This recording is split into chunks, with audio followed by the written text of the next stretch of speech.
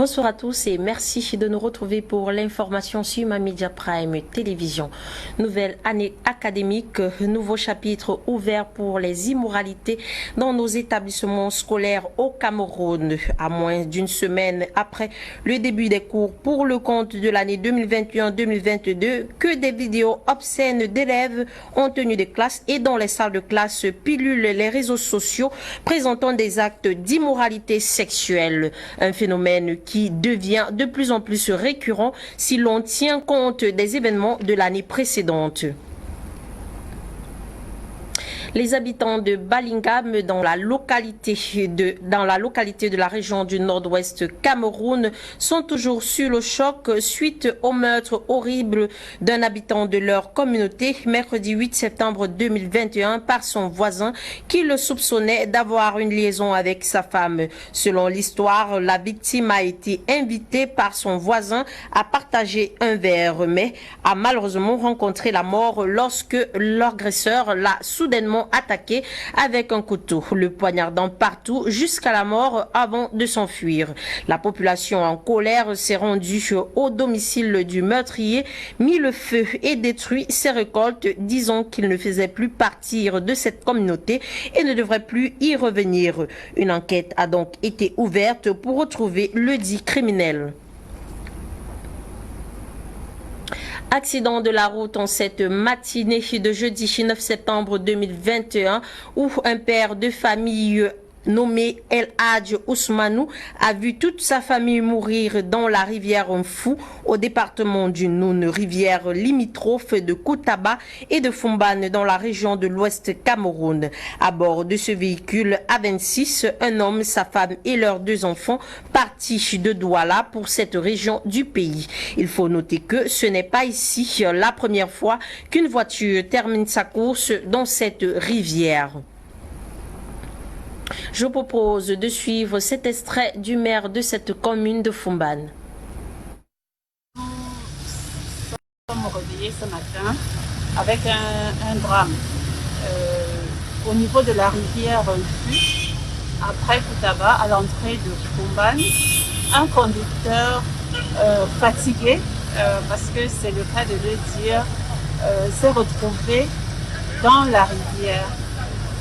C'était un monsieur qui avait à bord du véhicule qui conduisait lui-même son épouse et ses deux enfants, une jeune fille un peu plus d'une dizaine d'années et un bébé. Et donc nous sommes vraiment tristes de n'avoir pu rien faire. Les braves populations de Mataba, il faut le dire, avec les patients, malgré toute la bonne volonté qu'ils ont manifestée, parce que j'ai été admirative de tous les efforts qu'ils ont déployés. Ils se sont jetés à l'eau, le courant était fort, ils ont pu extirper la voiture qui avait coulé, ils ont pu sortir malheureusement les corps de la dame et de ses deux enfants. Le monsieur avait, Dieu merci, réussi à sortir vivant. 2 mois après le décès de sa fille Erika Moulium, Georges Moulium a donné une conférence de presse hier, mercredi 8 septembre 2021. À cet effet, il affirme n'avoir jamais reçu de coup de fil de ténor ou de sa famille. Audrey Zadza nous en dit plus dans ce reportage. Alors que l'affaire mettant en cause l'artiste camerounais Mungumu Thierry, alias Ténor, semblait aux oubliettes, de nouveaux rebondissements de Georges Moulium, le papa de Erika Moulium décédé, secoue la toile. Dans une conférence de presse le mercredi 8 septembre, Georges Moulium révèle n'avoir reçu aucun coup de fil venant de l'artiste ou de sa famille afin d'apaiser leur cœur. J'ai dit, je n'ai jamais reçu un coup de fil de quelqu'un de cette famille. Jamais. Ni moi personnellement, ni un membre éloigné même de ma famille.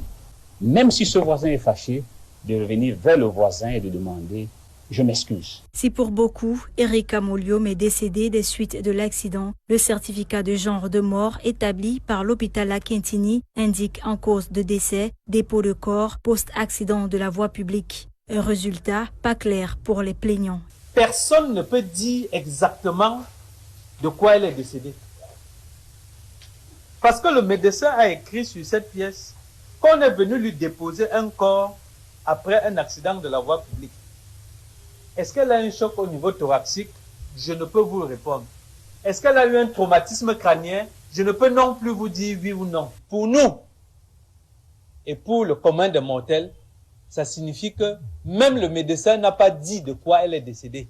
Rappelons que l'accident a eu lieu dans la nuit du 14 au 15 juillet 2021 au feu rouge Bessenguet et la jeune Erika avait été déclarée morte sur le champ. Le papa avait évoqué une thèse d'assassinat et demandait des explications à l'artiste. Par ailleurs, l'artiste poursuivi pour homicide involontaire a plaidé coupable le lundi 6 septembre au tribunal de première instance de Bonanjo et renoncé à sa demande de remise en liberté provisoire émise le 12 août dernier.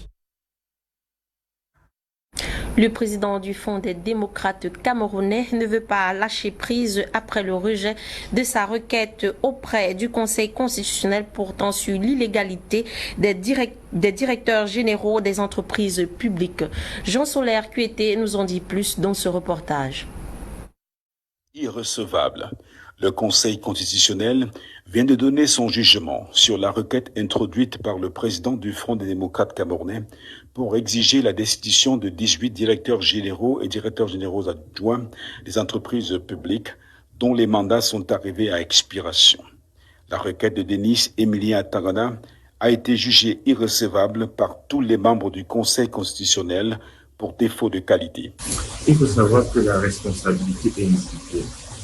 Les actes administratifs qui sont en leur nom, nous on va les expliquer. La responsabilité pénale est individuelle. Les salaires qu'ils perçoivent indûment et les inappliqués, c'est une responsabilité pénale individuelle.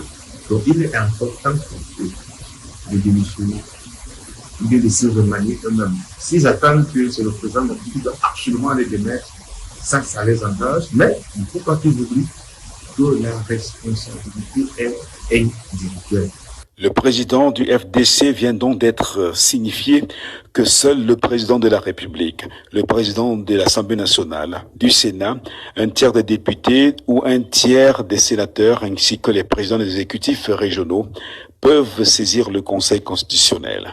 Ce rejet ne suffit pourtant pas pour décourager l'homme politique qui entend aller jusqu'au bout dans cette lutte pour la restauration de la légalité dans la gestion des entreprises de l'État. Il faut savoir que nous sommes là dans le début d'un long fourgon judiciaire qui ne va s'arrêter que lorsqu'on a obtenu soit la démission de ces directeurs généraux, soit des décrets qui les congédient.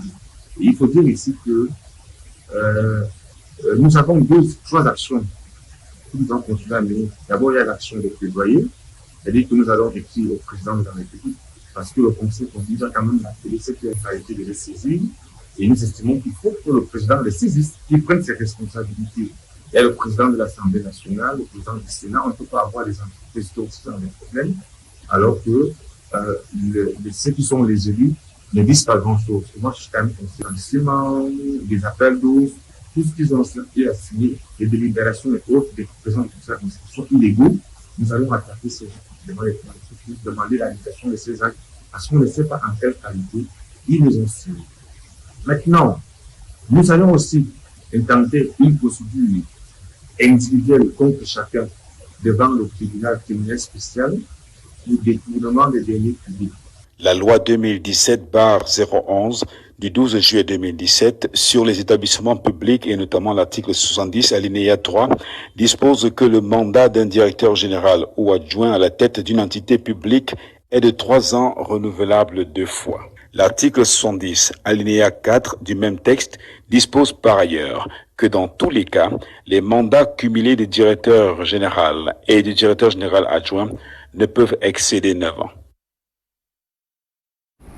Plus de 60 enfants de la commune de Limbé ont bénéficié d'un programme de rentrée scolaire de la fondation SEF Caring Arms pour aider à démarrer la nouvelle année scolaire, notamment dans un contexte de crise sociopolitique qui prévaut dans les deux régions anglophones du pays, sans oublier la crise sanitaire à coronavirus.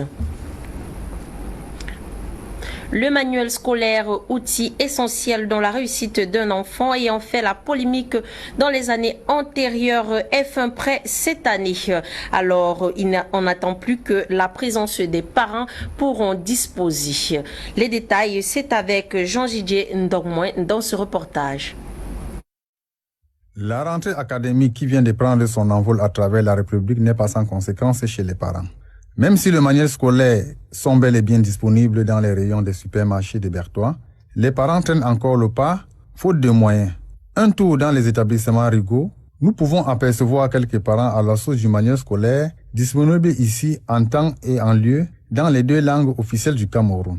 Chaque année, l'établissement Rigaud, nous remercions déjà cette entreprise qui chaque année met à notre disposition les livres homologués par l'État pour servir les parents d'élèves comme bon, chaque année, moi je suis habitué, c'est ce que je me ravitaille. J'ai été toujours satisfait et les prix homologués par l'État également sont respectés. Les distributeurs qui s'assurent de la présence effective du manuel scolaire afin de ravitailler non seulement la ville de Bertois, mais aussi l'ensemble de la région de l'Est. Je suis le promoteur de l'établissement Rigaud. Actuellement, nous pouvons dire que l'État a vraiment pris les dispositions pour qu'il y ait le manuel scolaire à temps, parce que je vais aller à Yaoundé ce soir pour entièrement me ravitailler en livres, pour les cahiers et les accessoires, c'est déjà prêt. Autre lieu de vente et même ambiance, parents et élèves s'activent à l'achat des fournitures scolaires. Ici, les rayons sont bien achalandés et disponibles pour toutes les bourses. Les différents carrefours et artères de la ville de Bertois grouillent de monde comme une hirondelle qui annonce le printemps. C'est aussi ça la magie de la rentrée scolaire.